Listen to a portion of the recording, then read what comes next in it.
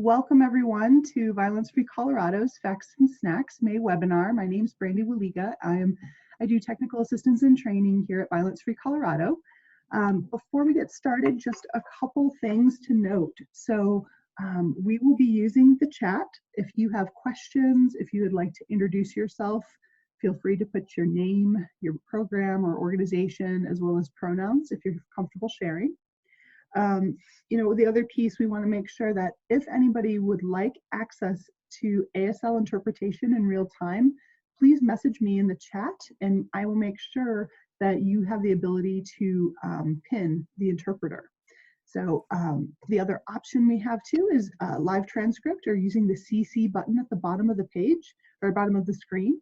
Feel free to click on that if you would like to follow along with the captions. And also, if as we go through the presentation, if you have questions, you can type them in the chat for TJ, our presenter, as we go along.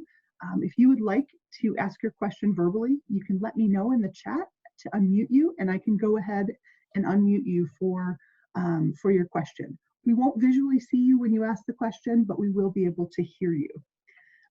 And again, if any technological questions or issues come up during the presentation, feel free to let us know in the chat and we will take care of those. Let me go ahead and turn it over to TJ Kuebrich, who works with the Colorado Department of Public Health and Environment. He's going to introduce himself a little bit more because he is the Regional Unit Supervisor in the Community Action and Engagement Unit within the Health Equity Branch. That is a big title. Welcome, TJ.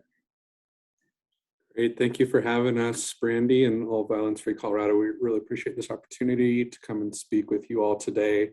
And for all of you in attendance, we greatly appreciate it. So as mentioned, I'll be kind of going through a lot of this information, but happy to answer any questions as they come up to your mind, so you don't have to save them for the end or anything. But yeah, we really appreciate everyone being here. I know the title is a mouthful, but my name is TJ Kuebrich. I use he, him pronouns. And as Brandy mentioned, with the Colorado Department of Public Health and Environment. So our small team, we started less than a year ago, but that's the Community Action and Engagement team. And we really, it's just in the name right there. We try to kind of upend a little bit of how public health, especially from a state level or even a national level, reaches Coloradans every day. So really engaging with the community, finding the needs, so a bit more of a bottom-up approach as opposed to a predominantly top-down approach. So we're within the Health Equity Branch. So again, that branch was formed a little over a year ago.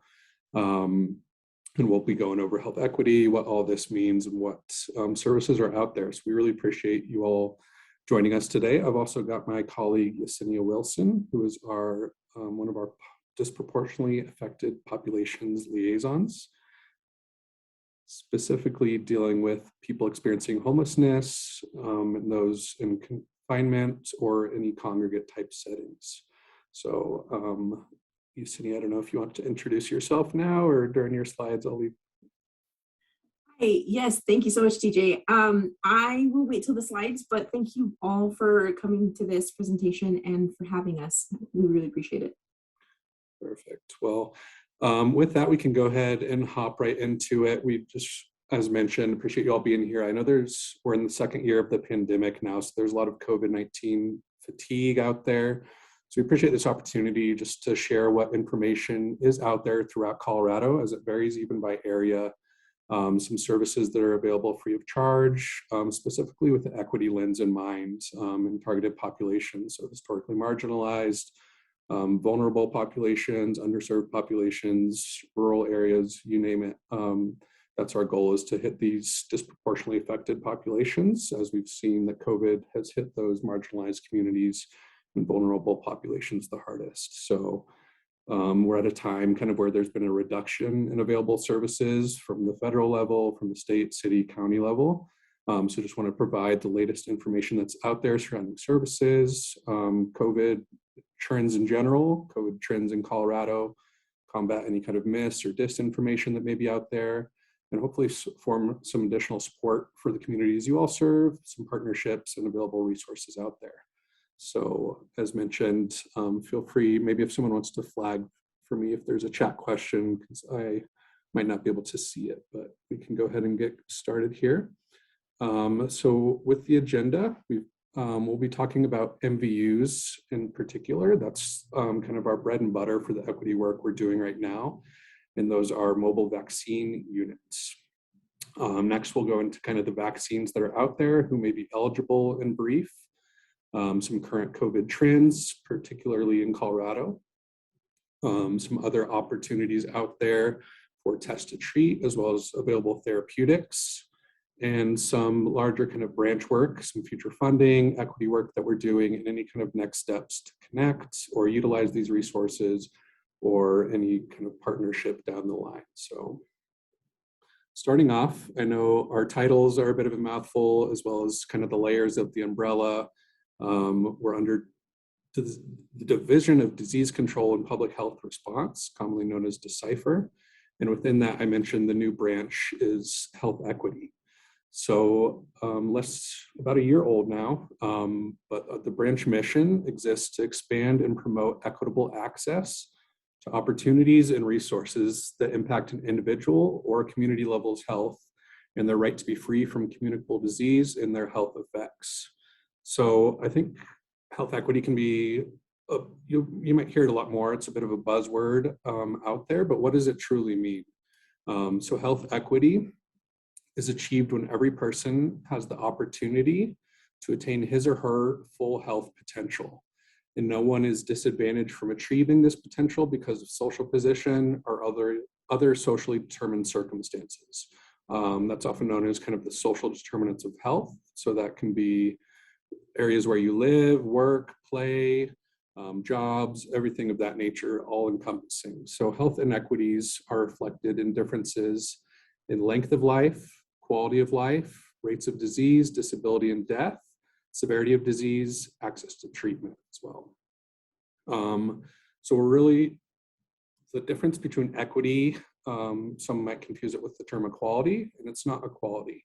It's services according to their needs. So meeting people where they're at. If you're just giving everyone the same services, people are in different positions to take advantage of those services more than others, whether that's access to internet, availability. So we're really trying to meet people where they are to provide them services that are actually going to make an impact in their health, specifically in the context of COVID. So how we're going about doing that, I mentioned real briefly our MVUs. So those are our mobile vaccine units. In about the year that they've been operating, our peak, we were operating 15 MVUs throughout Colorado. And we've kind of split Colorado into 9 various regions, and I'll show you the map in the next slide, based off kind of the all hazards. So we're trying to reach every section of Colorado, all 4 corners, as well as urban areas throughout the state. So I mentioned we were previously at 15 MVUs, and that was through the end of 2021.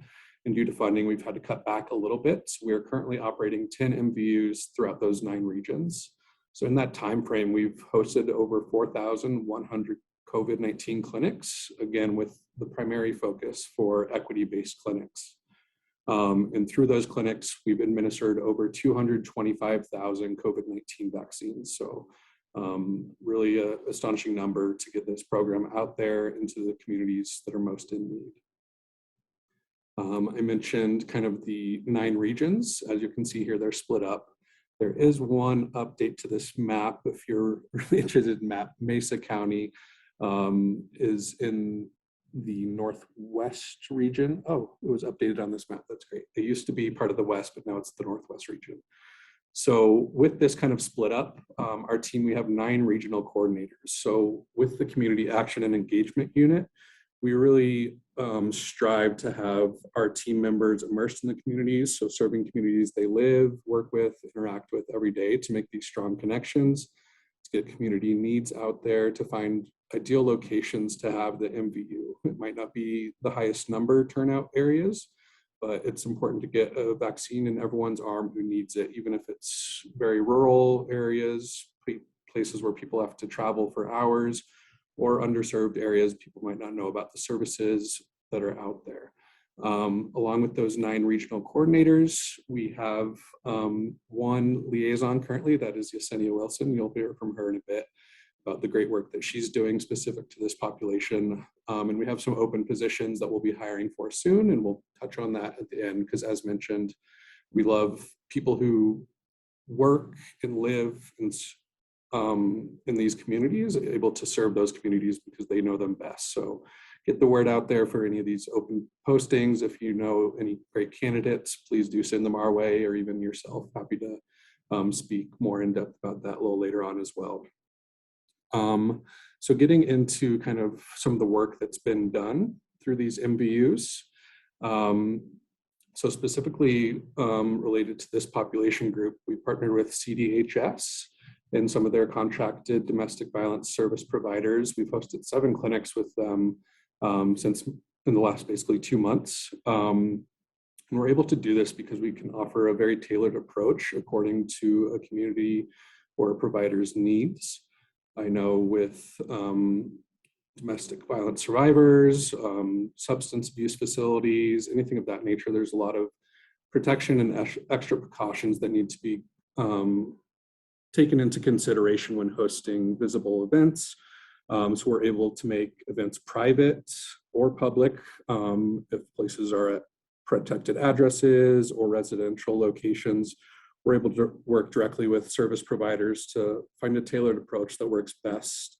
We have private registrations, as mentioned, public. We can find neighborhood areas where we park the bus and bring those constituents or community members over there for a safe location. Or we can also just refer to our sister program. They were previously known as VST, which is a vaccine support team. Sorry for all the acronyms, Katie. You're doing a great job.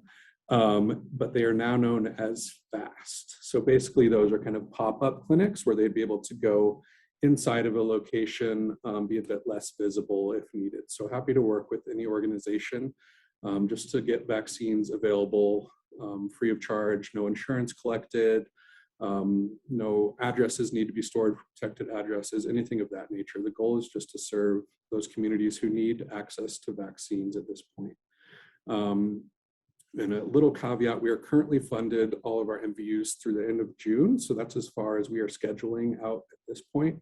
But we are very hopeful that we will be getting federal funding to extend beyond June. So just wanted to be transparent with that, but fingers crossed we'll be able to continue our MVU work well past June to serve Colorado. Have there been, let me check the chat real quick, see if there's any questions thus far. TJ, we don't have any questions right now, but I'll make sure I'll let you know when we have any pop up. Great, thank you so much. So this is just an image of what the MVU looks like. As mentioned, we have 10 of these throughout the state. And as you can see, they are pretty visible, right? We get a lot of even just walk-bys, no registrations or appointments are required, even though we do encourage them a little bit. It's, as you can see, not ideal for kind of discrete locations or anything like that, but we're happy to work with you to provide services for this specific domestic violence survivors or those sexual assault survivors to provide any kind of resources or support in the best way feasible. So with these MVUs, some of the great things about them that they're fully self-sufficient. So there's no need for any kind of electrical hookups or any special needs from you as a hosting organization or a community organization who wants to partner with us. They're able to store vaccines on site.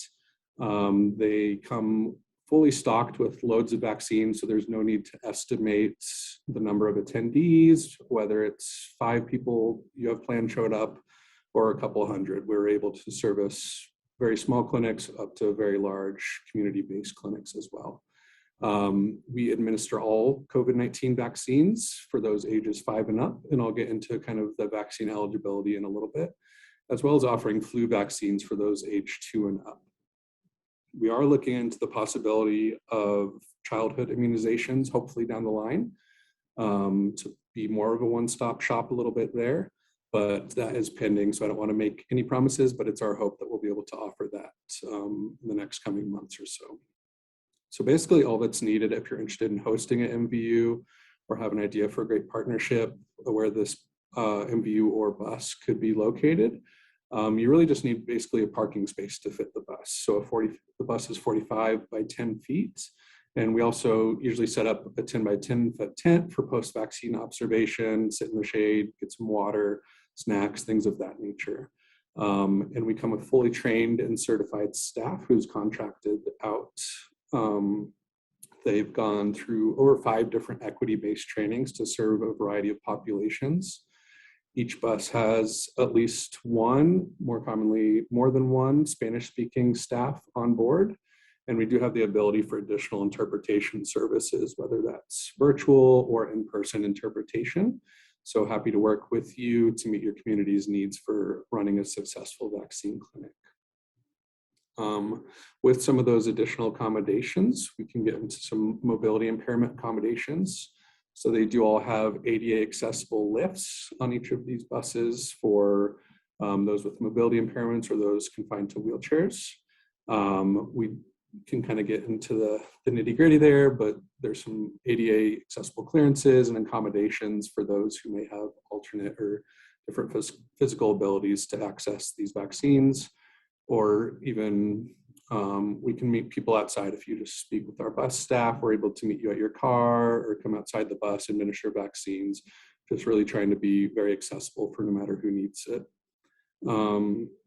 Some other accommodations, we have visual impairment accommodations, so trained to provide audible instructions for those with any visual impairments, step-by-step descriptions of the process for those who may be visually impaired, and able to accommodate service animals aboard or even outside the MVU, whatever the individual patient requires or would prefer. The next would be some audible impairment accommodations that we are able to offer. Again, our staff's trained to provide visual instructions to patients outlining the vaccine options and procedures. Each bus is equipped with multiple iPads or tablets for visual options. They can go through the registration process, very easy and visibly there. And each MVU is equipped with clear face mask or shield for both staffs and patients for those who are able to lip read. And then some additional items or events just to make vaccines accessible to all ages, all abilities, and all comfortabilities. There's private room for vaccination if needed. There's curtains for privacy on the bus. There's topical numbing spray, colloquially known as a buzzy, which is a small handheld device, creates cooling vibration or buzzing to kind of numb the area a little bit. Typically used for those with sensitivities or those on the autism spectrum. I think there's been a lot of reports of people not being able to go to get vaccines at mass sites or anything, but they've reported great and comfortable experiences on the bus due to some of these accommodations that we're able to offer. Especially if there's events geared toward children, we've got books, candy, stuffed animals. They can play Disney movies on the TV, just make a really comfortable environment. Reduce tripping hazards, so secure neon outlines, reliable internet connections, and again, accessible parking spaces. A wide variety of events. So here's some examples. We did a Dia del Niño, so a Day of the Children. All the staff dressed up as superheroes for the kids event. Really just make fun of it, right? Have a great day. And then you can see the Carbondale Pride Parade this past weekend. We were also at Cinco de Mayo here at Civic Center Park. We had a great turnout, well over 100 vaccines administered. And again, that's kind of 0 people registered for those vaccines that day. But having the visibility of the bus, just being out there, meeting people where they're at, having conversations. People don't plan on getting a vaccine when they're going to Cinco de Mayo, but just the accessibility and the ease of getting there really speaks to the adaptability and the outreach that we're trying to do to get vaccines in every Coloradan's arm. So now we can get a little bit into kind of some of the, even working in this field, right? It can be confusing with so many FDA or CDC changes. about eligibility, who's eligible for vaccines, the timing of when you should get vaccines, throwing in booster doses, multiple booster doses. So happy to answer any specific questions you may have, or if anything comes up after this, happy to answer specifics as well. So starting with Pfizer. So this is all current up-to-date information from the FDA, CDC, as well as cleared through Colorado. So this is able to administer on bus all of these vaccines. So the Pfizer vaccine is the only vaccine available for both children and adults. So you might hear pediatric Pfizer, so that's for children aged 5 through 11. And then those 12 and older get the full dose of Pfizer. There's orange cap and gray cap, a little bit nuanced differences, but those aged 5 to 11 get a little bit of a smaller dose. Conversely, the other major mRNA vaccine is Moderna. So the Moderna vaccine is available for adults ages 18 and older. We offer both Pfizer and Moderna on all of our buses for anyone who is eligible.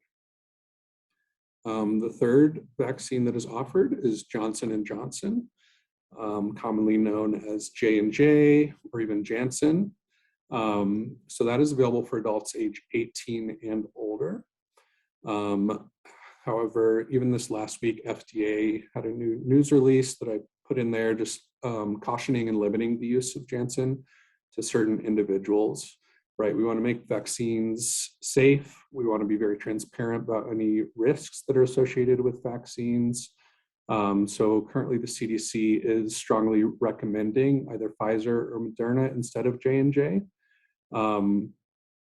Not only because better protection, but because of very, very rare but serious side effects associated with J&J vaccine. It's called thrombosis. So that causes TTS or thrombocytopenia syndrome. So it can cause blood clots, particularly vulnerable for females 18 and older. Very, very rare, but again, you want to take any kind of adverse side effects very seriously. Colorado has adverse side effect reporting systems in place. So definitely useful to get feedback, how people react to J&J and respond accordingly. So we still do offer it, but again, we would recommend Moderna or Pfizer. And then you might have heard about kind of baby Pfizer coming out or baby Moderna. So that's intended for children under 5 years of age. At this point, they're not yet eligible for a vaccine against COVID-19, but we do expect the FDA to make a decision about authorizing a vaccine for that age group soon. You may have remembered a couple months ago, Pfizer was seeking approval for their under 5 vaccine, but it didn't show enough efficacy at that point, so they pulled back. Moderna's seeking FDA approval soon. So again, once everything is cleared through FDA, CDC, and through Colorado, our Chief Medical Officer, Dr. France at CDPHE, will be able to administer all eligible vaccines on our MVUs and buses. So those are the major vaccines and eligibility, but you might have heard about some additional availability in the past month or two about additional booster doses. So again, I'll just touch on it kind of topically, but happy to answer any specific questions or any confusion because it definitely can get confusing. We've tried to switch some of our verbiage away from booster doses because with first booster, second booster, even kind of third booster, it can get a little bit confusing, and it really depends on the individual where you're at in your vaccine series. So we're shifting a little bit just to try to go like first, second, third, fourth, and fifth doses.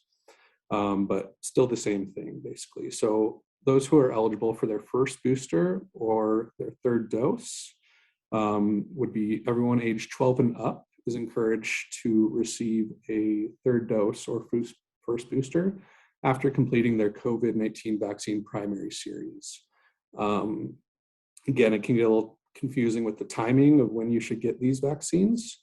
So for your first booster, it's recommended that you get it after you've received your primary or your first 2 doses, at least 5 months prior. So again, with Pfizer, you've got to be 12 or older to receive your third dose. And with Moderna, you've got to be 18 or older to receive your third dose. So for those eligible for their second booster, which could be, again, your fourth or fifth dose, this is the population group that newly became eligible about 2 months ago to receive this second booster.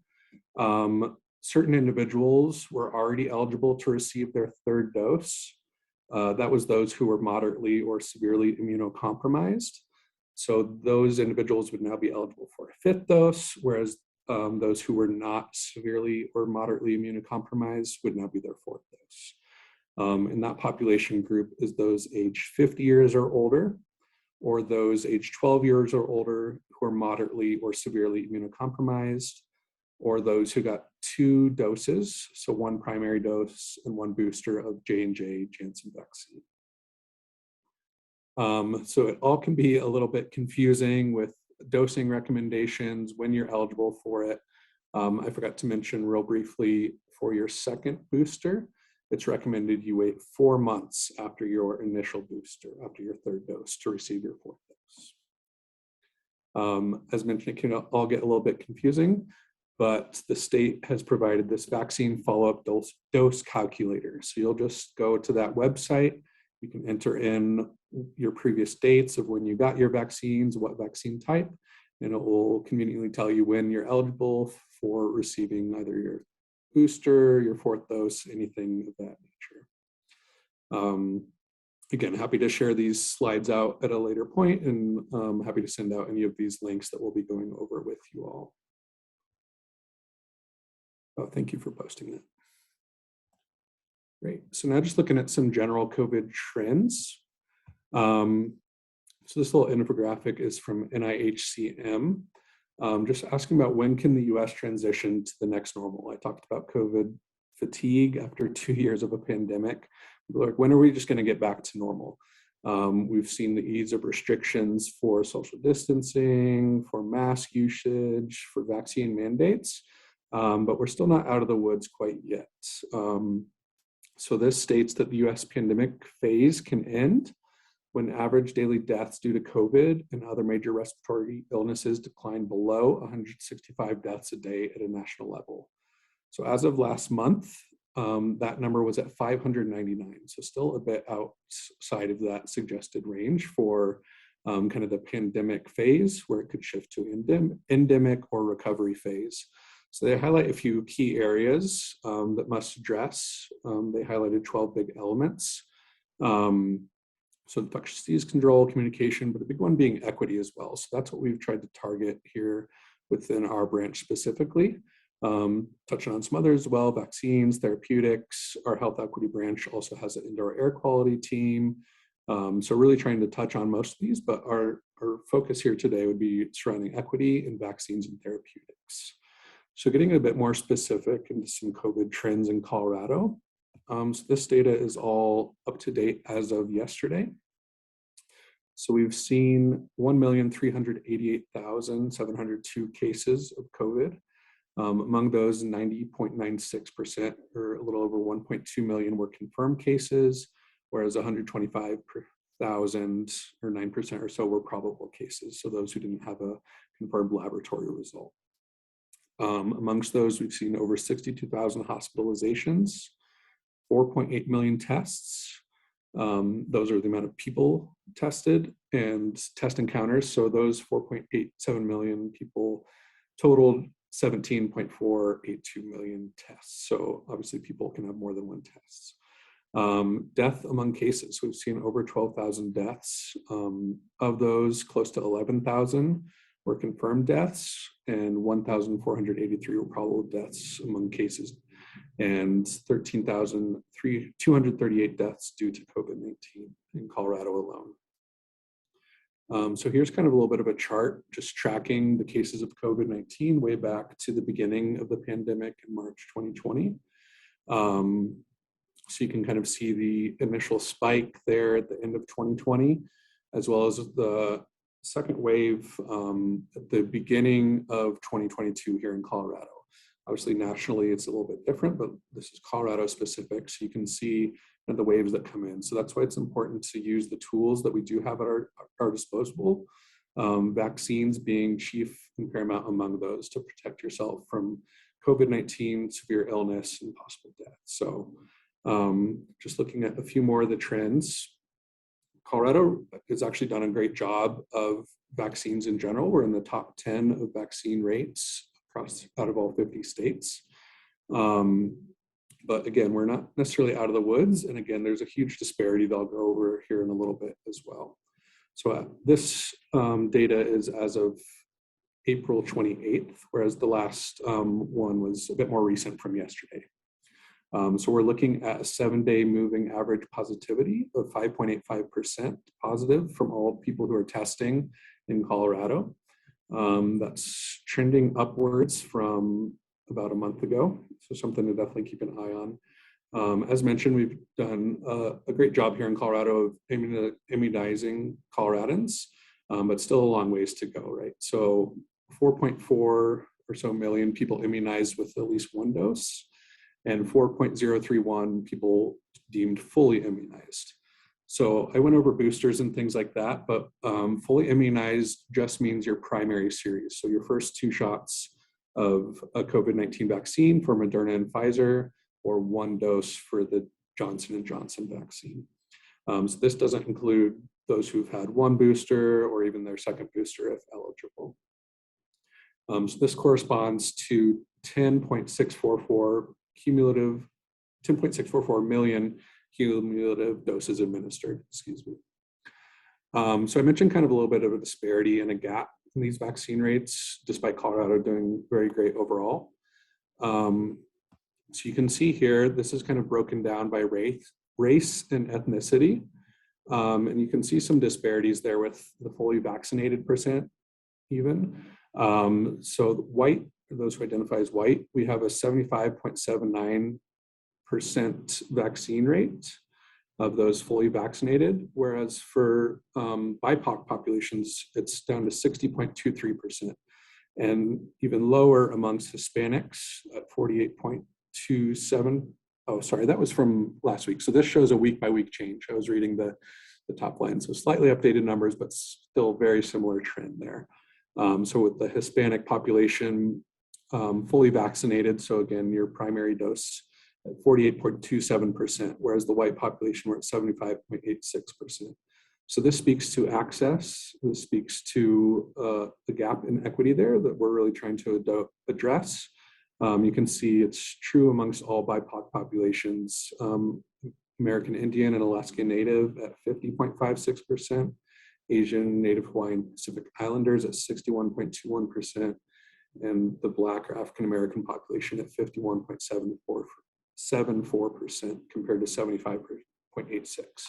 So really trying to address that access issue, combat any myths or disinformation out there, and build trust back in these communities that have been historically repressed, marginalized, or not had access. So trying to bring the MVUs out to these communities, work with them, with vaccine ambassadors from communities, partner with trusted community leaders, community members, to really make vaccines accessible, safe, and available, right? So with the decrease in availability, a lot of large Colorado-based vaccine sites have shut down. Providers might start charging for vaccines, whereas the MVUs will remain free of cost, free of charge.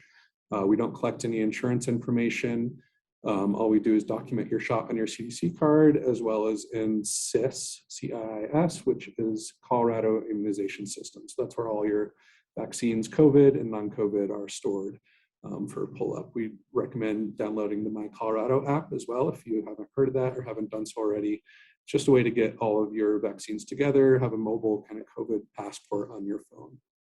So that's about it as far as COVID-19 vaccines. So what services are out there maybe if you test positive or if you get infected with COVID, right? So that's what's known as therapeutics. So there's kind of 2 forms, monoclonal antibodies as well as antivirals.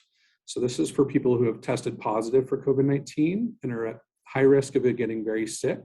You may be able to get therapeutic treatment. So a couple caveats. It's very important to seek this treatment within a few days of testing positive, especially if you are deemed high risk. And some of the most common high risk conditions is those who are overweight or obese.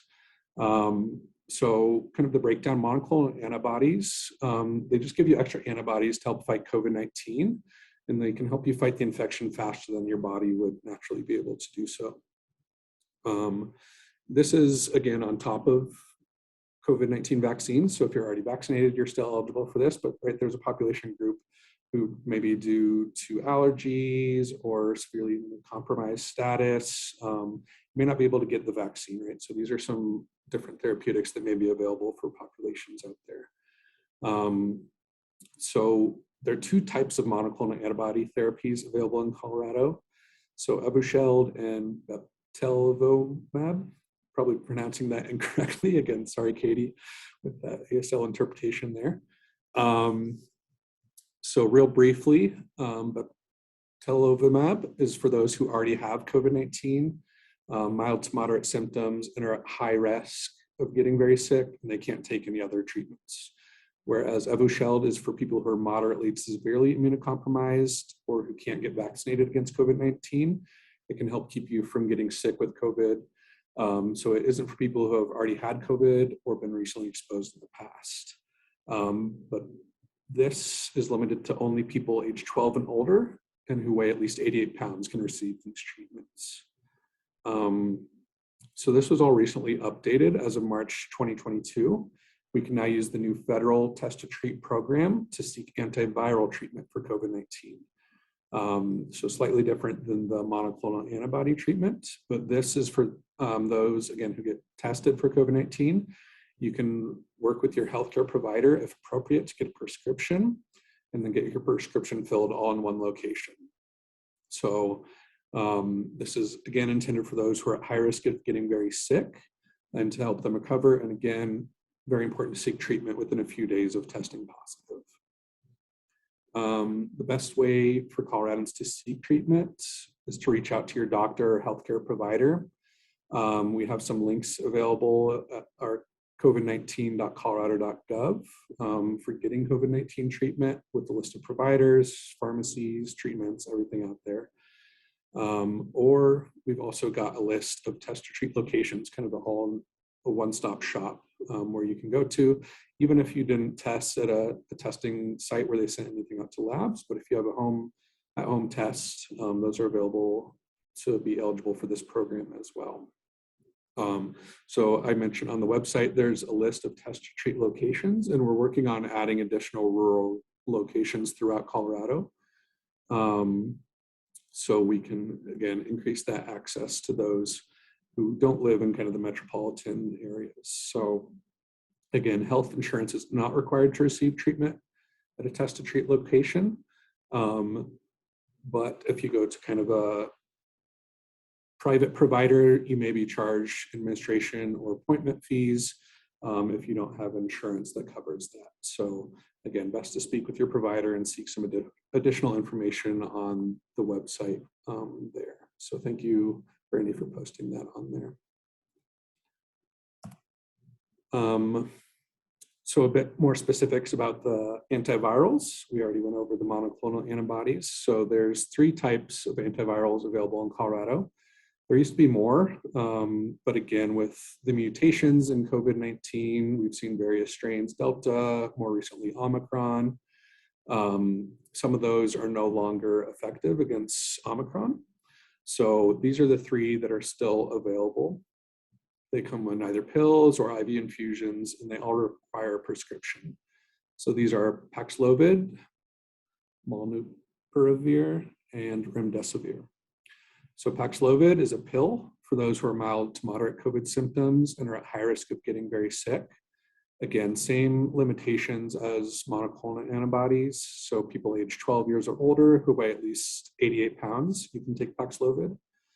And then the next one, Molnupiravir, is a pill for those who have tested positive for COVID-19 and are at high risk of getting very sick, and they cannot receive any other COVID-19 treatments. So this is eligible for those, all adults age 18 and older can take that treatment. The last one, Remdesivir, is the IV infusion for people who have tested positive and are at high risk of getting sick. This treatment can be given to patients of all ages, so adults and children are eligible for this. After this, happy to send out some flyers that go over some more detailed information to have. We can send out PDF version if you're interested in printing some out or sending to your clients, your community members, your partners, anything of that nature. So one goes over kind of the vaccine, the boosters, things like that. And the other flyer on the right with the blue and yellow goes over the therapeutics, the test to treat locations, and everything of that nature with the QR code, as well as the websites. So with all that, I'm going to hand it over to my colleague, Yesenia, to go over these next couple of slides. Thank you so much, everyone. So my name is Yesenia Wilson. She, her, hers, Aya are my pronouns. I am the Disproportionately Affected Populations Liaison for congregate settings. That specifically is people who are experiencing incarceration, the reentry populations, people experiencing homelessness, human trafficking, migrant and seasonal workers, and survivors of domestic violence. And I'm the first of a team of 5 of us. We are currently looking into getting an African American or Black liaison. And then we will be also hiring for a Latinx OA liaison, LGBTQ plus liaison, and an access and functional needs liaison. And our team, as it grows, you'll be seeing us more and more in different coalitions and task force. We are tasked, and specifically I am tasked, to work with community-based organizations to learn about their programs and services and to identify any needs and gaps within these programs or services, as well as to promote a cross-functional collaboration between all of these populations and their community-based organizations. I hope, like I said, for my goals to, along with identifying, to eliminate the gaps in the programs and services and to help make the resources more fluid from the state level down and vice versa, so that as I identify resources even in a region that others might not know about, I reach out to those community-based organizations and get them connected so that the patients or clients can be served better as a whole unit. Thank you, TJ. So examples of what I do: I attend and participate in local, regional, and state level coalitions, task force, and community-based organization meetings. Within that, I take the information that I'm learning through every region, locally, and statewide, and share that information to better tailor the program or service in these meetings that we're speaking about to better fit the community, and so that everyone's aware of what is available out there. So with assisting with identified needs, examples of that, I'm currently working and collaborating with 3 different organizations, 2 of which are within CDPHE, the Office of Health Equity, and it's also within Decipher, but it's a training division of Decipher. And then the Rocky Mountain Public Health Learning Center. And we are working to get free and accessible trainings for shelters for anything having to do with infectious disease, trauma-informed care, just to better serve these populations, because I'm not sure if any of you know, but in shelters, there's a high turnover in staff and in volunteers. And so it's been identified throughout the state that it's hard to train individuals, 1, because it usually comes with a cost, and 2, it's not very accessible. So say you hire someone on Monday, they won't get the training until 2 weeks from their first start date. So we are working collaboratively with those 3 organizations to try to get this training available and an easy format to share with all the shelters statewide, so that we can get people appropriately trained for their safety and for the clients that they serve. Like I mentioned before, I'm really focused on the cross-functional collaboration.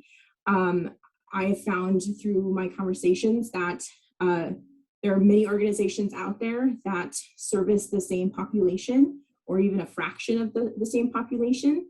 They just don't know about other organizations within the region, or that these clients are out there that they can also help service.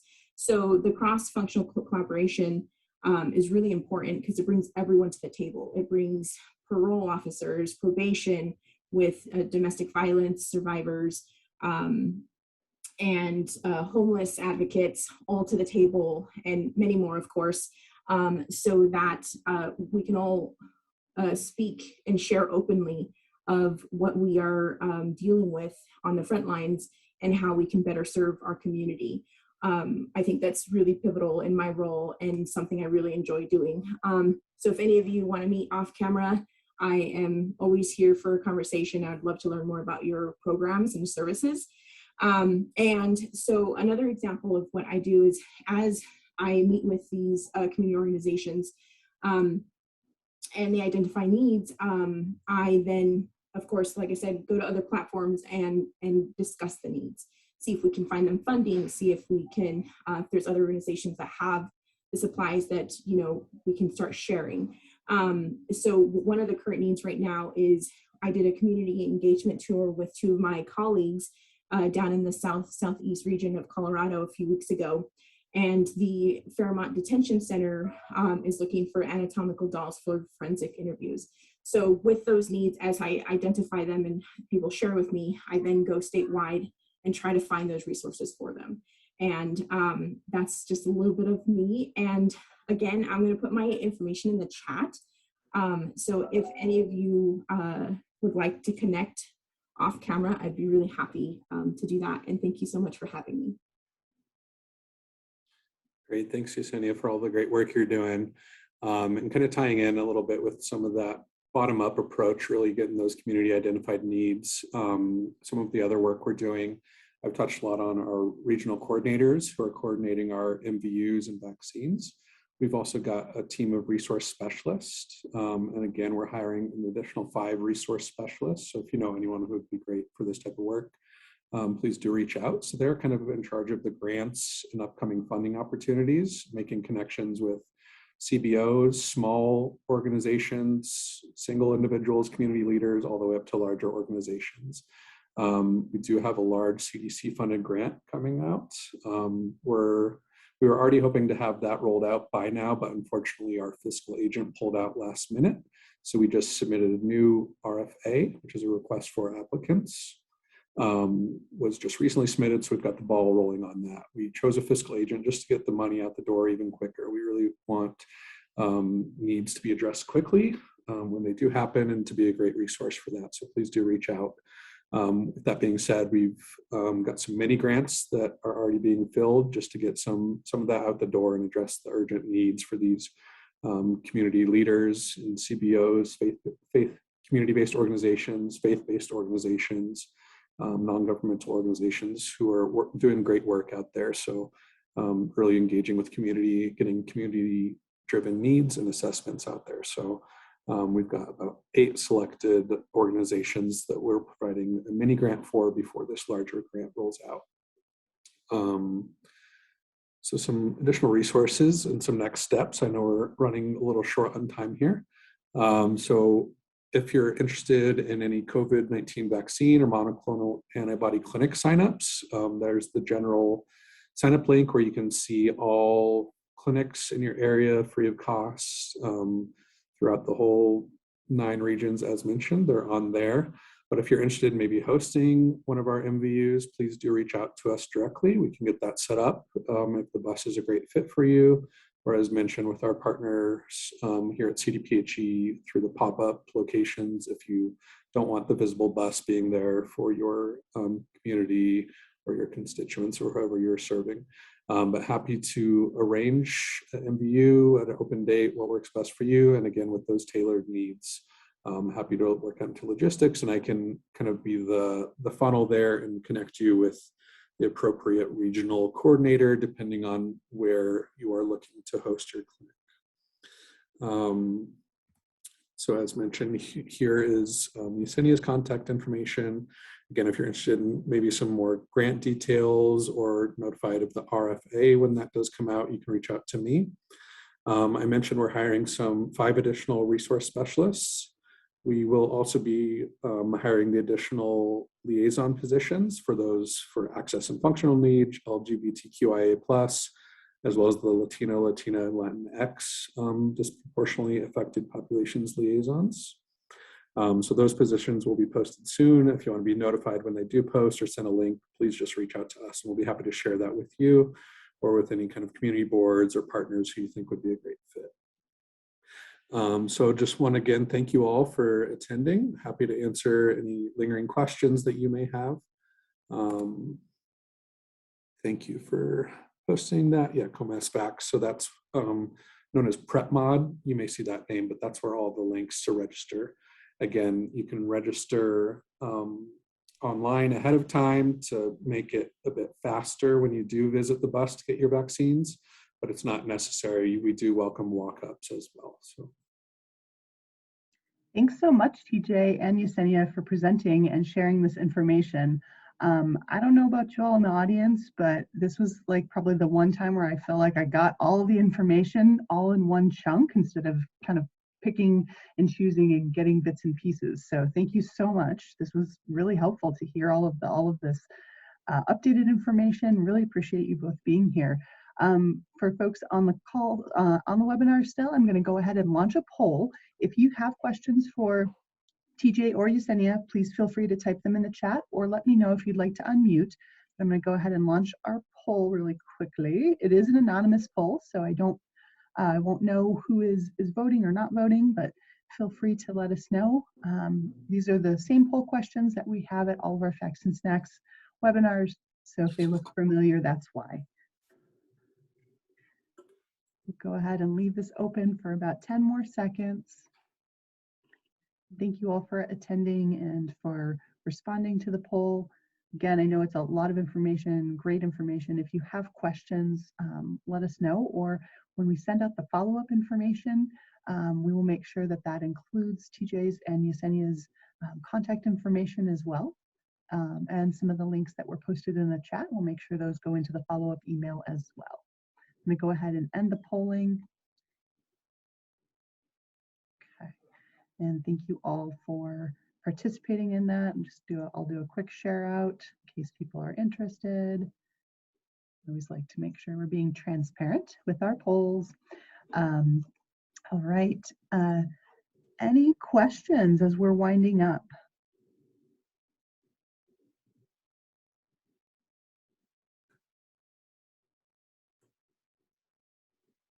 All right. Well, again, you all will get TJ's and Yesenia's contact information. If you do end up having questions, feel free to contact them, or you could always contact me and I can get you in touch with them, whatever feels easiest for you all. Thank you all for being here today for the Facts and Snacks. And again, big thank you to TJ and Yesenia for sharing all of this great information. I'm going to go ahead and end our recording for today.